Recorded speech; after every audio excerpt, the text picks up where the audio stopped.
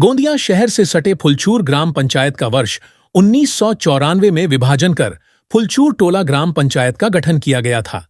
लेकिन 32 साल बीत जाने के बावजूद फुलचूर टोला को अब तक राजस्व गांव का दर्जा नहीं मिला है। इतना ही नहीं, शासन स्तर पर विलेज कोड भी प्राप्त नहीं होने का आरोप लगाया गया है। फुलचूर ग्राम संघर्ष समिति ने इसे अवैध रूप से संचालित ग्राम पंचायत बताते हुए इसे तत्काल रद्द कर दोबारा फुलचूर ग्राम पंचायत में शामिल करने की मांग जिला कलेक्टर और तहसीलदार से की है। समिति का आरोप है कि संबंधित अधिकारियों ने राजपत्र का भी सम्मान नहीं किया है। दोषी अधिकारियों पर कार्रवाई करने तथा प्रस्तावित ग्राम पंचायत चुनावों को स्थगित करने की मांग भी की गई है। गोंदिया जिल्ह्यामधले आणि गोंदिया तालुक्यामध्ये आपली फुलचूर आणि फुलचूर टोला या ठिकाणी दोन्ही ग्रामपंचायतीच्या निवडणुकीचा कार्यक्रम 17/2/2026 रोजी महाराष्ट्र शासनाच्या ग्रामीण विकास विभागाने प्रभाग रचना आणि वेगळे नकाशे घेऊन आणि आपली प्रभाग रचना तयार करण्यासाठी आणि त्याची वोटर लिस्टसुद्धा तयार करण्यासाठी एक कार्यक्रम जाहीर केलेला आहे। आणि त्या अनुषंगाने आज आम्ही या ठिकाणी पत्रकार परिषदेच्या माध्यमातून एवढं सांगू इच्छितो की जेव्हा दोन्ही ग्रामपंचायती वेगळ्या झाल्या तेव्हा राज्यपाल महोदयांनी एक राजपत्र या ठिकाणी दिलेलं आहे 1972 आणि 1994 रोजी।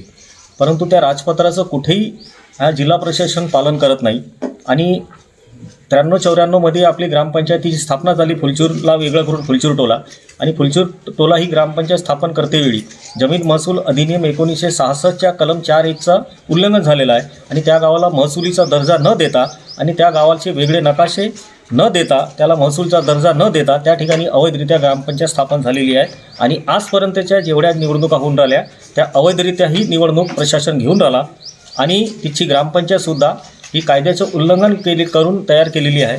म्हणून आम्हाला प्रशासन आणि शासनाला एवढीच विनंती करत आहोत की 1972चा जो राजपत्र आहे आणि 1994चा जो राजपत्रानुसार दोन्ही गावांची जी गाव फाळणी झाली आहे आणि ते शासनाने आणि राजपत्रानुसार त्यांना फुलचूर टोल्याला 87 गट अलॉट झाले आहेत आणि फुलचूरला 557 गट अलॉटमेंट झाले आहेत, जेणेकरून त्या ज्या गट तुम्हाला देण्यात आले आहेत त्या गटानुसार त्याची प्रभाग रचना करण्यात यावी।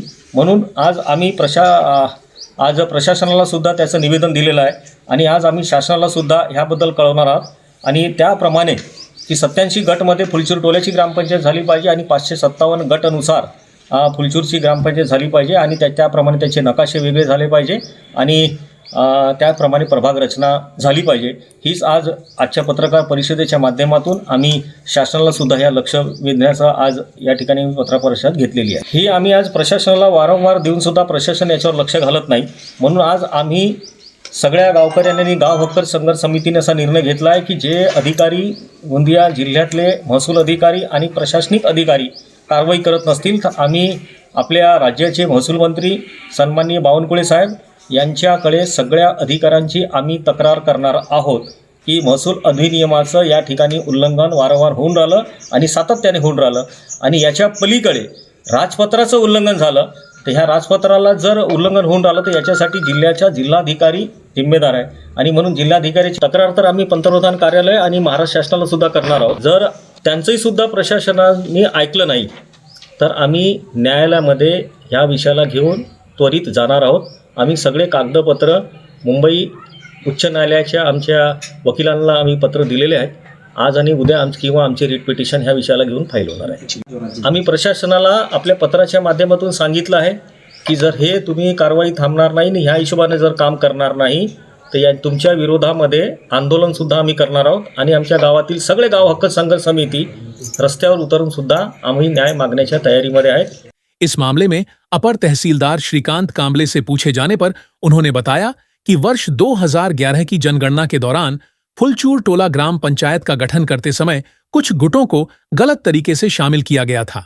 उन्होंने कहा कि वर्ष 2026 की जनगणना में इस त्रुटि को सुधार लिया जाएगा, साथ ही ग्रामवासियों की शिकायत पर वरिष्ठ स्तर पर निर्णय लिया जाएगा।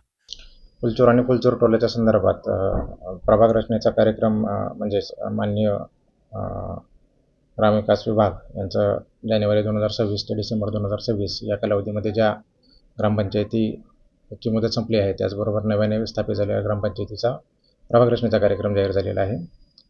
त्याच्या अनुषंगाने फुलचूर आणि फुलचूर टोला या संदर्भात आम्हाला 26 तारखेला एक निवेदन प्राप्त झालेलं आहे, 25 तारखेला, आणि त्या अगोदरही या ग्रामपंचायत संदर्भात निवेदन प्राप्त झाले होते. त्या अनुषंगाने महसूल दर्जा या गावाला मिळावा यासाठी सप्टेंबरमध्येच या कार्यालयाकडनं डिप्टी तहसीलदार ऑफिसकडे त्याचं विभाजनाचे नकाशे आणि इतर गाव नमुना, त्याचबरोबर आकारबंद आणि महसूल दर्जा देण्याच्या संदर्भात ज्या काही आवश्यक बाबी आहेत त्या बाबीची पूर्तता करण्यासाठी आम्ही पत्रव्यवहार केलेला आहे.